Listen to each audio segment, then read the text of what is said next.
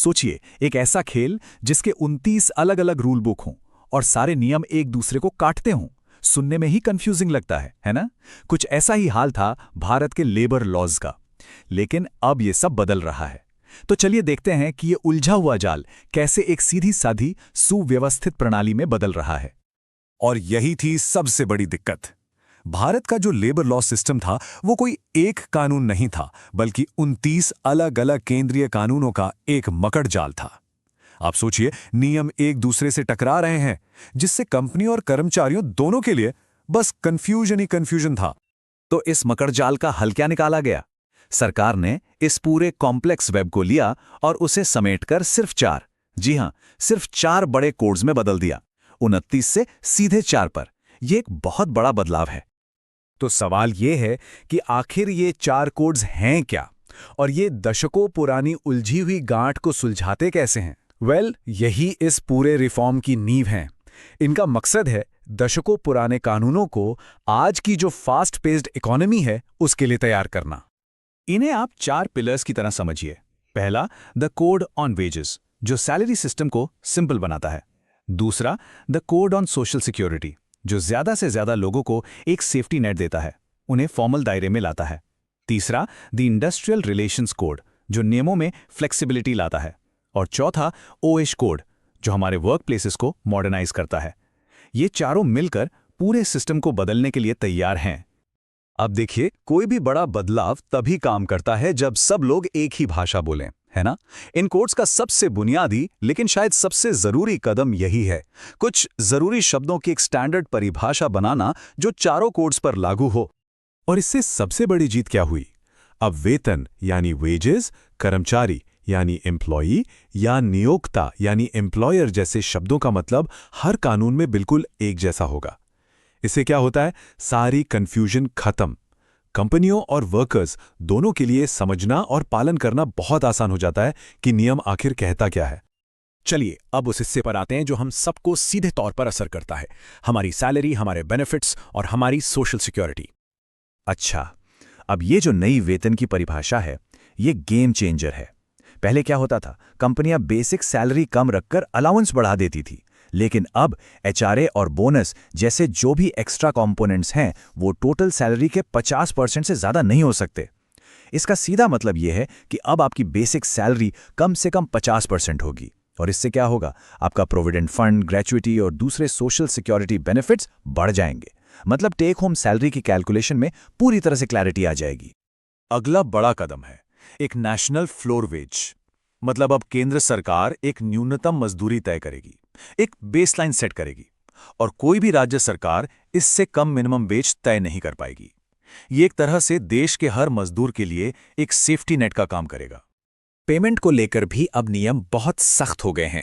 महीने की सैलरी अगले महीने की 7 तारीख तक मिल जानी चाहिए, और अगर कोई नौकरी छोड़ता है या उसे निकाला जाता है तो उसका फाइनल सेटलमेंट सिर्फ 2 वर्किंग डेज के अंदर करना ही होगा। इससे कर्मचारियों को एक फाइनेंशियल सिक्योरिटी मिलती है। लेकिन एक मिनट, ये सारे नियम तो ज्यादातर ट्रेडिशनल 9 से 5 जॉब्स के लिए हैं। उस बढ़ती हुई वर्कफोर्स का क्या, जो इस दायरे से बाहर है? मतलब हमारे गिग और प्लेटफॉर्म वर्कर्स, इन नए कानूनों में उनके लिए क्या सोचा गया है? और ये वाकई में एक लैंडमार्क स्टेप है। भारत के इतिहास में पहली बार गिग वर्कर्स, जैसे हमारे फूड डिलीवरी पार्टनर्स, और प्लेटफॉर्म वर्कर्स जो ऑनलाइन ऐप्स के जरिए काम करते हैं, उन्हें कानूनी तौर पर मान्यता दी गई है। ये उन्हें सोशल सिक्योरिटी के दायरे में लाने का पहला और सबसे अहम कदम है। तो उनके लिए ये सेफ्टी नेट कैसे काम करेगा? एक नया सामाजिक सुरक्षा कोष बनाया जा रहा है, और इसकी खास बात यह है कि इसमें सिर्फ सरकार ही पैसा नहीं डालेगी, बल्कि जो एग्रीगेटर कंपनियां हैं जैसे राइड शेयरिंग या फूड डिलीवरी प्लेटफॉर्म्स, उन्हें भी इसमें कंट्रीब्यूट करना होगा। चलिए अब बात करते हैं इंडस्ट्रियल रिलेशंस की। मतलब कि एम्प्लॉयर और एम्प्लॉय के बीच के रिश्ते को ये कोड्स कैसे नया आकार दे रहे हैं। यहाँ कोशिश की गई है कि बिजनेस की फ्लेक्सिबिलिटी और वर्कर के अधिकारों के बीच एक बैलेंस बनाया जाए। ये स्लाइड कुछ सबसे बड़े बदलावों को बिल्कुल साफ साफ दिखाती है। पहले देखिए, जिन कंपनियों में 100 से ज्यादा कर्मचारी थे, उन्हें छटनी या ले ऑफ के लिए सरकारी परमिशन लेनी पड़ती थी। अब ये लिमिट बढ़ाकर 300 कर दी गई है। इससे कंपनियों को ज्यादा फ्लेक्सिबिलिटी मिलेगी। दूसरी तरफ वर्कर्स के अधिकारों को बैलेंस करने के लिए अब किसी भी इंडस्ट्री में हड़ताल करने से पहले 60 दिन का नोटिस देना जरूरी होगा।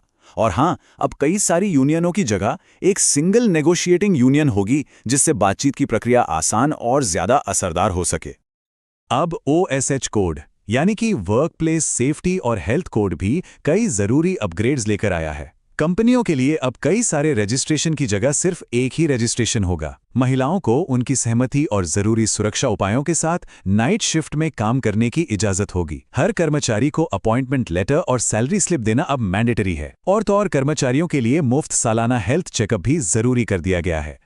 तो कुल मिलाकर इन सुधारों का एक दोहरा मकसद है।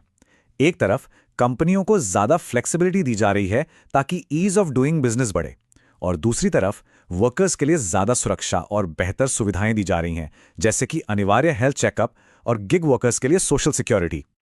एक और बहुत बड़ा बदलाव है मानसिकता में। वो जो इंस्पेक्टर राज का डर हुआ करता था, उसे खत्म करने की कोशिश की जा रही है। अब इंस्पेक्टर की जगह इंस्पेक्टर कम फैसिलिटेटर होगा। मतलब उसका काम सजा देना या डराना नहीं, बल्कि सलाह देना और कंपनियों को नियमों का पालन करने में मदद करना होगा। मकसद है टकराव की जगह सहयोग का माहौल बनाना। तो केंद्र सरकार ने तो इन कोड्स को पास कर दिया, लेकिन ये एक लंबी कहानी का सिर्फ पहला चैप्टर है। असली काम तो अब शुरू होगा। जैसा कि ये नक्शा दिखा रहा है, अगला और सबसे अहम पड़ाव राज्य स्तर पर है, क्योंकि लेबर हमारे संविधान में एक कंकरेंट सब्जेक्ट है। इसका मतलब है कि इन कोड्स को जमीन पर कैसे लागू किया जाएगा, ये हर राज्य सरकार द्वारा बनाए जाने वाले नियमों पर निर्भर करेगा। तो इस ट्रांजिशन पीरियड में कंपनियों और कर्मचारियों दोनों के लिए आगे क्या है? पहली बात, राज्यों के नियमों पर नजर रखनी होगी, क्योंकि उनमें फर्क हो सकता है। कंपनियों को अपनी HR और फाइनेंस पॉलिसीज को इन नए नियमों के हिसाब से बदलना होगा। और हाँ, इन नए नियमों को लागू करने में कुछ नई लागतें भी आ सकती हैं, जिसके लिए बजट बनाना पड़ सकता है। तो आखिर में सवाल यही है, एक यूनिफाइड कानूनी ढांचा तो तैयार हो गया है, जो दशकों में हुआ सबसे बड़ा लेबर रिफॉर्म है, पर क्या ये जमीनी हकीकत में भारत के इतने बड़े और विविध वर्कफोर्स के लिए वाकई एक बेहतर और यूनिफाइड भविष्य लेकर आएगा? इसका जवाब तो खैर आने वाला वक्त ही देगा।